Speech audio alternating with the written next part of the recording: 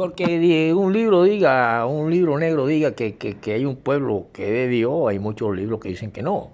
Y por eso es difícil aceptar eso. Por eso es que hablar del pueblo divino y, y el tabaco, por eso el demonio. Sí, claro, siéntense primero y digan buenos días, reverendísimo profesor Robinson Ferreira, y no me confundan con dinero ni nada de esas cuestiones. Tenemos un misal y tenemos unas preparaciones que nos dan para ciertas cosas, pero que sin embargo toda esta gente saben y conocen la antigua Palestina. Pero sin embargo saben que llega a un pueblo y nace un libro que hace poco te está hablando y que es el tercer templo, y que porque la vaca roja y la vaca no sé qué. Pero resulta que el segundo templo de Zorobabel fue reconstruido y nació el que conoció a Jesucristo, que se llamó el templo de Herodes. Y dijo que no quedaría piedra sobre piedra, igual que fue destruido por Tito en el año 70, ya el hijo de Puciano, y que nacen una cantidad de cosas que se llevaron el arca, que no se la llevaron, problemas de ese pueblo que realmente nos hablan en esos libros de un diablo, que significa mentiroso, pero todos estos grandes imperios, empezando por ese pueblo israelita, es mentiroso. Y es mentiroso y dice mentira. Y también su libro, sencillamente porque el mismo hombre que crucificaron, él dijo que ya no se adorará ni en templo ni nada, sino que el hombre tendrá que adorar en verdad y en espíritu, o sea, con tus acciones, con tus obras, con tus cosas. Ya de nada vale una cantidad de cínicos metidos en templo y que sin embargo salen y dan orden de asesinato y bombardeen y maten y destruyan la ciudad porque no nos quieren entregar esto. Y esos pueblos, después de la diáspora y todas esas cuestiones que se riegan por los mundos, ese pueblo divino se nutre del tabaco y sus grandes riquezas provienen de los grandes dominios económicos que producen el capitalismo, que dominan lo que son los cabarets, los rones, hay dinero, capital por todas partes, narcotráfico. Por eso dije que el diablo fue el primer que llegó a un pueblo que se conoció como el pueblo divino de San Remolín, y que nació una leyenda donde veían un hombre con un tabaco, eh, posiblemente marihuana o acá en las épocas modernas, que ya se vendían desde antes de que llegara Colón, que son los que lo descubren en 1492, y que Fidel Castro ese tabaco se lo daba solamente a los altos diplomáticos, y nace la industria del tabaco como primera industria. Como dijimos en clase pasada, sí, profesor, y usted también en clase pasada, usted dijo, profesor, que había vertientes del Pacífico, profesor, por ejemplo, y que venía el Orinoco de allá, pero si no puede desembocar un río en el Pacífico que venga de allá de la parte oriental de Colombia, sino que tienen que desembocar en el Atlántico por los lados. Pues sencillamente porque tendría que pasar las cordilleras de los Andes. Y aquí sabemos que en la geografía colombiana, como existe una geografía brasilera, una geografía netamente nuestra y que fue de nuestros indígenas, donde había más de 200 millones y solamente dejaron por ahí regados unos 20.000 metidos en unas partes, y que todavía esa gente existe como testigos de las barbaries que en nombre de un libro negro hacían y deshacían hasta adueñarse de tierra. Y así son años de la Guyana y todas estas cuestiones. Y les hablé de Surinam, de la cuestión francesa, de estas poblaciones que apenas llegaban a 800.000 y quedaron algunos 5.000 indios que se refugiaron, ¿no?, allá en las selvas del Brasil, y que para poder sobrevivir como aquí los nuestros. Pero cuando hablamos de altura tenemos que saber que también hay montañas, no solamente los Andes montañosos que son independientes. ¿Cómo así, profesor? Díganos un ejemplo para poder creerle. Porque si no lo dice la Biblia, yo no lo creo. Bueno, aquí tenemos la Sierra Nevada de Santa Marta en la costa atlántica. Se llaman montañas o cordilleras independientes. Así muchos pueblos se van independizando. Pero por eso no ese tabaco y ese diablo, por eso. Bueno, resulta que hay muchas leyendas donde dicen que siempre vieron a un hombre vestido de caqui, como fue en el pueblo de San Remolín, donde ese hombre de negro, había uno vestido de negro y había otro vestido totalmente de caqui. Y siempre veían al de caqui porque el de negro estaba totalmente siempre en la oscuridad, pero se veía la chispa, la luciérnaga. Parecía que fuera el libro ese de La noche de la luciérnaga, los espabilares, los tintilares del fuego. Pero el diablo, que dicen que es mentiroso, no era mentiroso, sencillamente sacaba un taburete y se ponía a fumar un tremendo tabaco que posiblemente era marihuana, y era un individuo norteamericano que vendría a hacer contactos y cuestiones, y como en esos pueblos podía aterrizar una avioneta en cualquiera de esos planicies y toda esa vaina porque es pura arena. Venían, y vemos ahí que ya el diablo empezaba a ser narco. Y esas economías forman parte del grosor de lo que se va conociendo como lo ilegal, pero que forman el capitalismo legal, que se nutre de toda la desprestigio de los pueblos, y que a través de las hambres y las miserias hacen que sus gentes se conviertan, las mujeres en prostitutas, los hombres en ladrones. Toda esta desigualdades sociales y toda esta descomposición, que no es nueva, ya existía en el Imperio Romano, miseria por todos lados. El mismo Israel, de aquí llévatelo para allá, tráetelo para acá, esclavízaselo a no sé quién, pero también había una élite que ocupaban puestos administrativos. Sabemos el caso de Daniel, y casi todos ellos sacerdotes, y eso tenían otro trato. Por lo tanto, habían hombres tan ricos que eran capaces de prestarle plata siendo esclavos a Nabucodonosor, como dije en unas clases, y entre eso estaba el hombre más grande de Babilonia, Agag.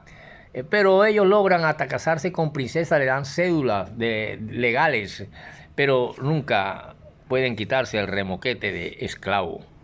Pero socialmente se codean y tienen hasta esposas, princesas, etcétera, etcétera, pero no le cubre su cédula de que no sigan siendo esclavos. Por lo tanto, el hombre se esclaviza a este dios, a este demonio que le llamamos hoy en día dinero. Y por eso las tantas masacres y las tantas cosas y todo lo que produzca dinero, desde la marihuana, desde el tabaco legal que descubren los españoles en el año de 1492. Y, profesor, pero díganos qué es eso. Bueno, resulta que hay una historia.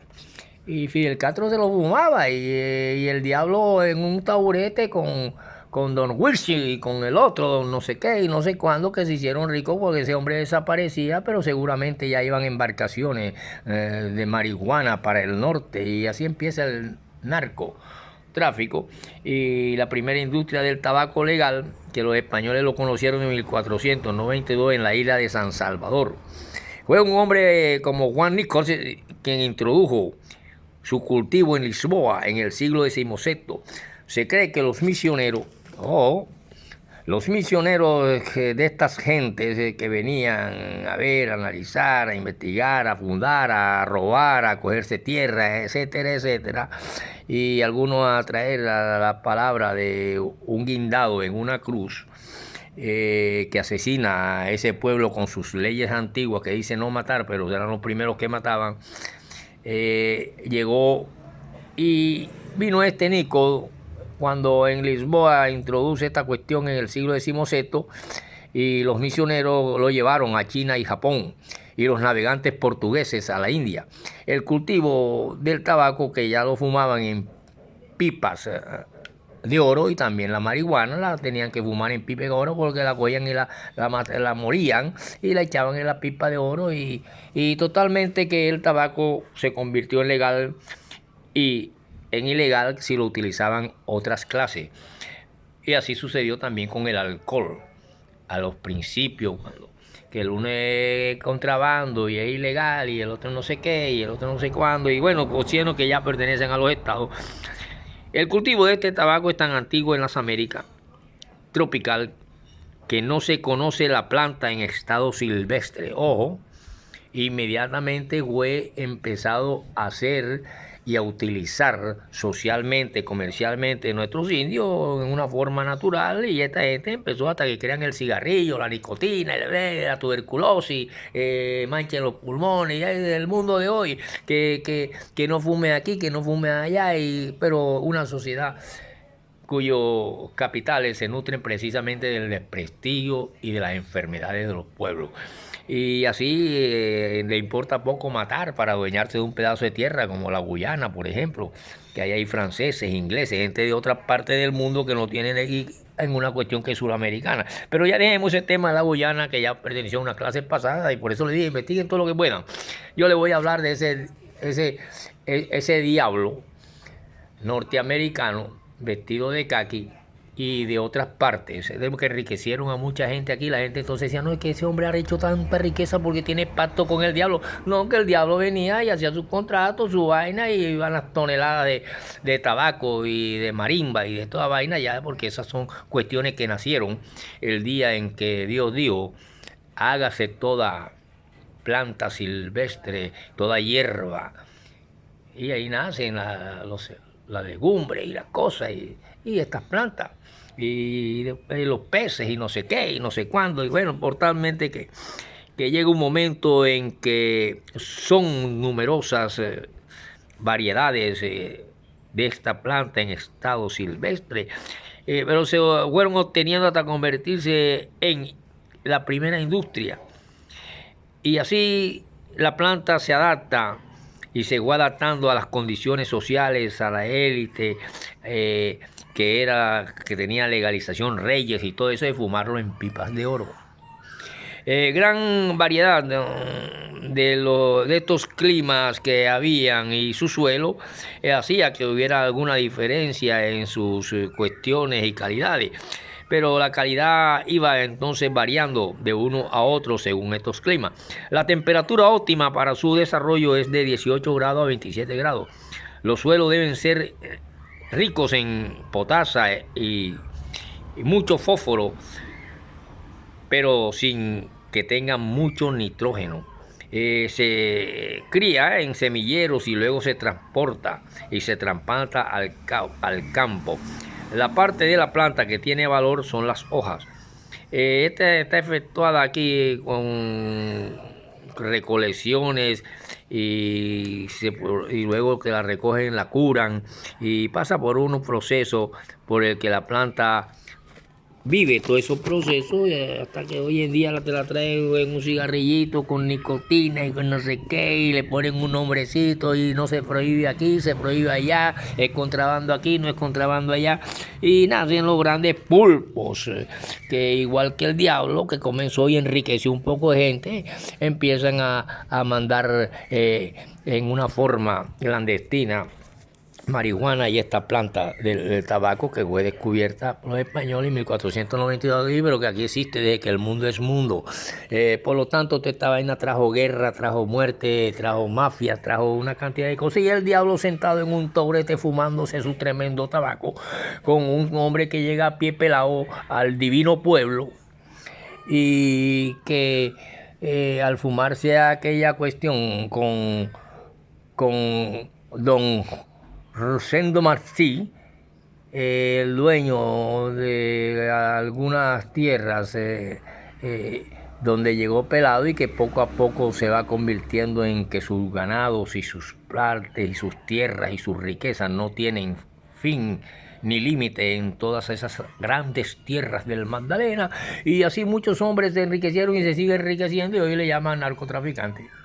Y el diablo fue el primero norteamericano, me imagino, pues, con pantalón caqui ilegalmente, y cuando llegaba ese señor nadie podía pasar de ahí porque el olor que había era insoportable, pero era la cantidad de humo que botaba el que estaba haciendo los contratos para llevarse las lanchas, los barcos y las vainas para otras partes del mundo, que hoy en día le llaman narco.